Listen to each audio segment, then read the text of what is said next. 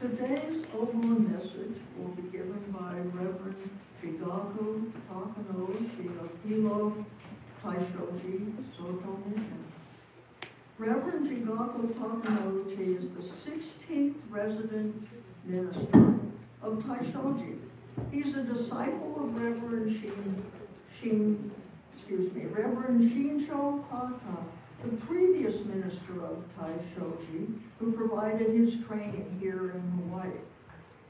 He began training first as a lay assistant and then as a deacon, before taking on the challenge of Hosen Shiki, or Dharma battle, and becoming a Hawaii Soto Mission minister. Interestingly enough, he was raised in the Catholic faith, but his interest in religions led him to explore different faiths such as Wicca, Druidism, and Yoruba, to name a few. But it was through Dr. Ray Sakashita, one of his religion professors, that he was exposed to Buddhism, and later through Reverend Hata that he realized his calling.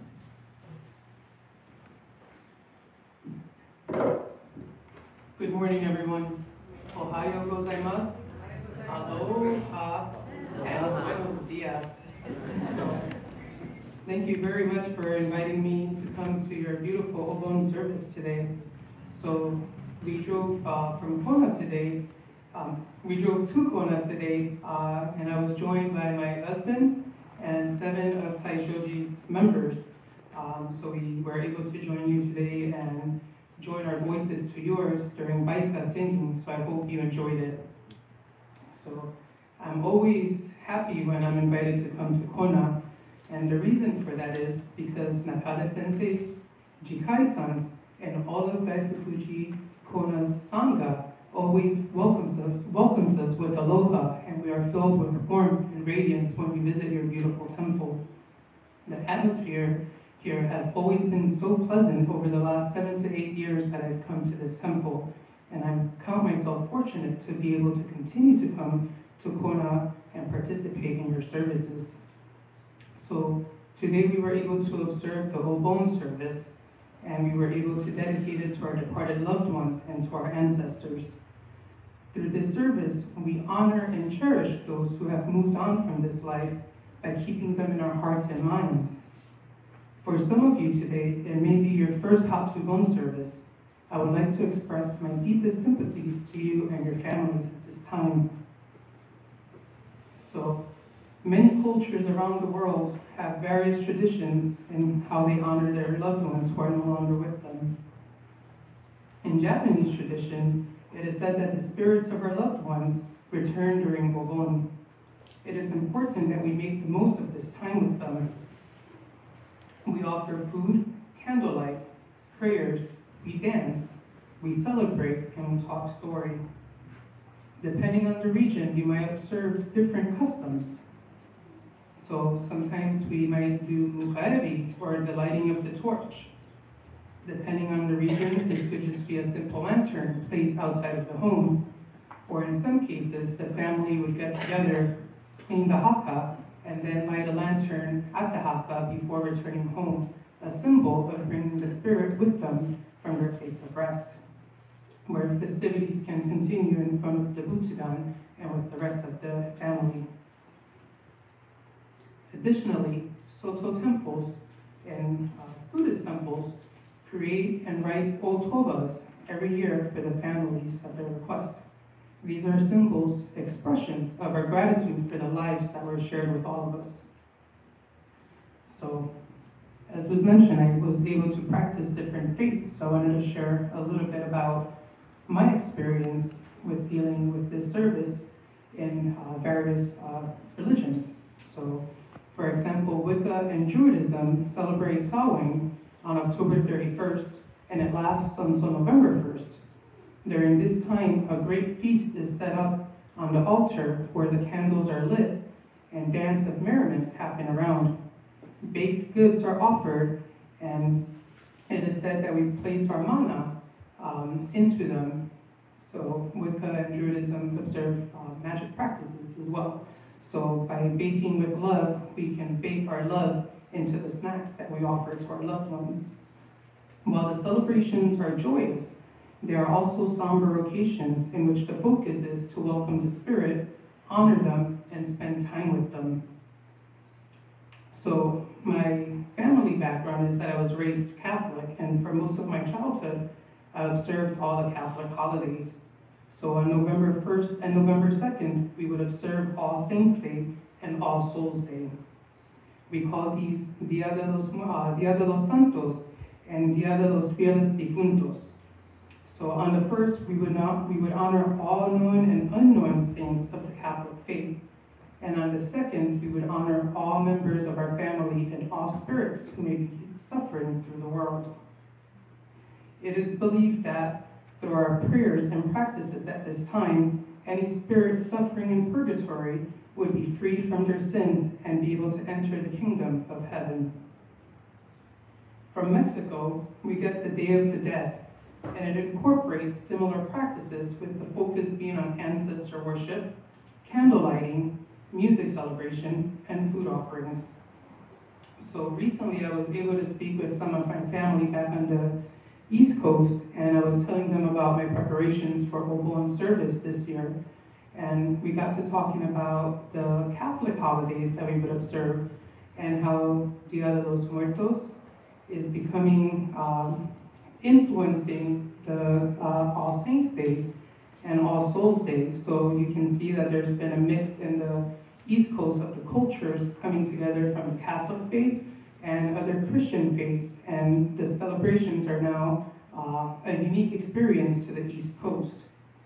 So that got me to thinking about the Hawaii experience and the Soto experience of Buddhism here in Hawaii. So we practice, we observe Obon and practices and customs that come from many regions of Japan. And what flavors have they taken on at this time here in Hawaii? Do you recall from the past how you celebrated Obon with your grandparents, Oba-chan, and further generations back? Are they still the same? Do you see different practices that may have arisen? When you go from one temple to the other, the practice may be similar, but slightly different. So it got me to thinking about the story of Mokuren and the reason how Obon came to be and how we celebrate it today. So one of the things that we can learn from the story of the Ulambana Sutra, Urabankyo, is one, the word itself, although we don't know the exact origin of it, but we do have some good ideas. Some believe that it was flavored by the Persian Uraban, which is deceased spirits, or from a part of the world, and some believe that it's from the Sanskrit to hang upside down.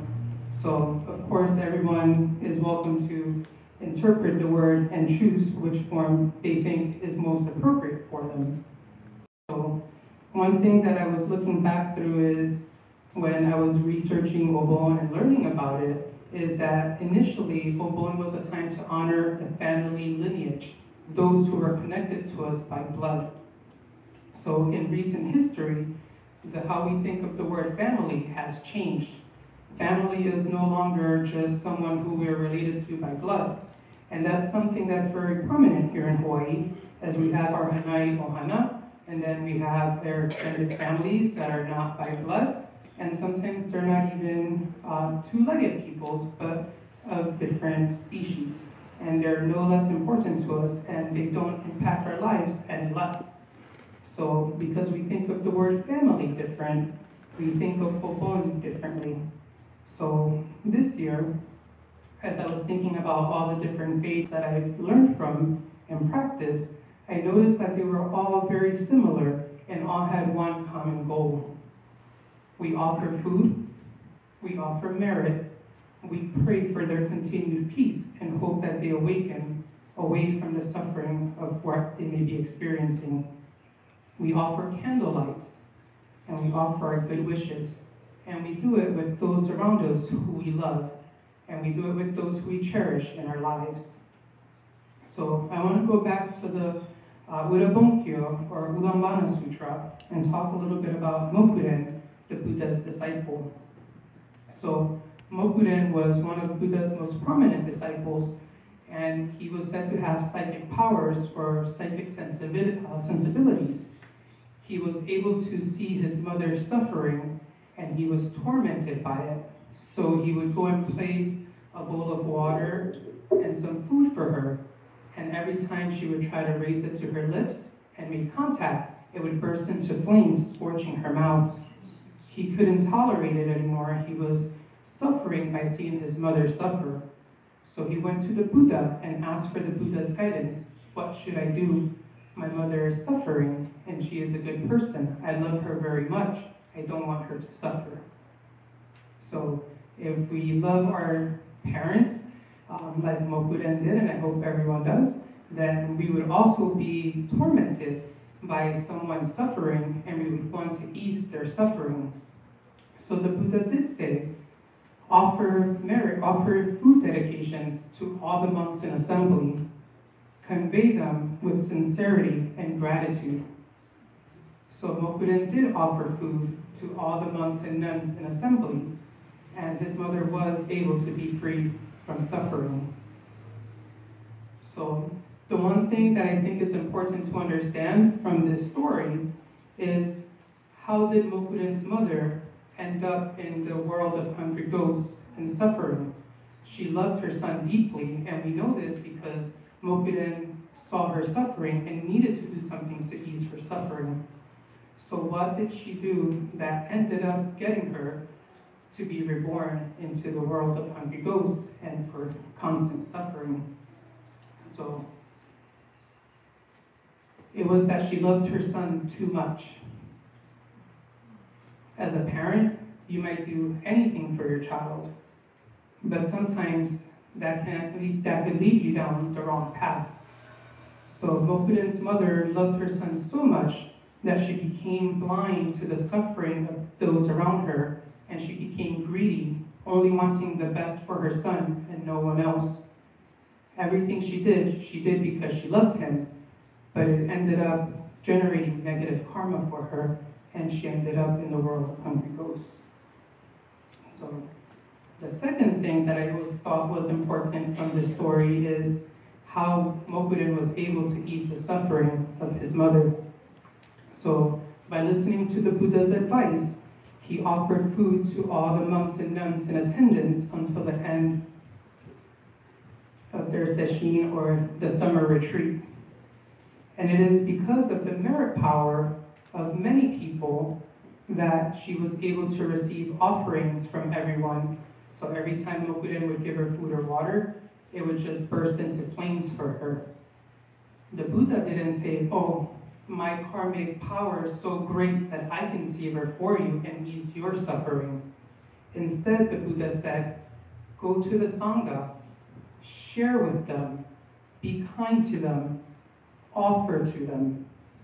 And because he did so, Mokuren was able to experience joy in sharing food and sharing gratitude and helping others. And because his love for his mother was so great and she lived on in his heart, she was able to experience the gratitude and the faith that Mokuren had. And because of that, she was able to receive many small offerings from many monks and nuns. So I think this is important as we sit here today and we all came together and chanted and offered merit. So together, the power of the Sangha is something that we cannot question, or if we do, we should be mindful of how. Because together we were able to convey our thoughts and feelings to all of our loved ones, not just to our individual selves. We came to honor one person, maybe two people who we knew personally, but then we sat next to someone who is also here offering to one person, two person, and then together we were able to honor and respect and offer to every single person together. So finally, please continue to honor your departed loved ones. Obon is a great time to convey your feelings to your ancestors and to all departed beings, regardless of blood family, Hanai Ohana, or any four-legged family members that have been welcomed into your heart. Let us put our hands together one last time today. and convey our feelings by saying, we go to the Buddha for guidance, we go to the Dharma for guidance, we go to the Sangha for guidance. Namo Kie Butsu, Namo Kie Ho, Namo Kie So. Thank you very much, everyone.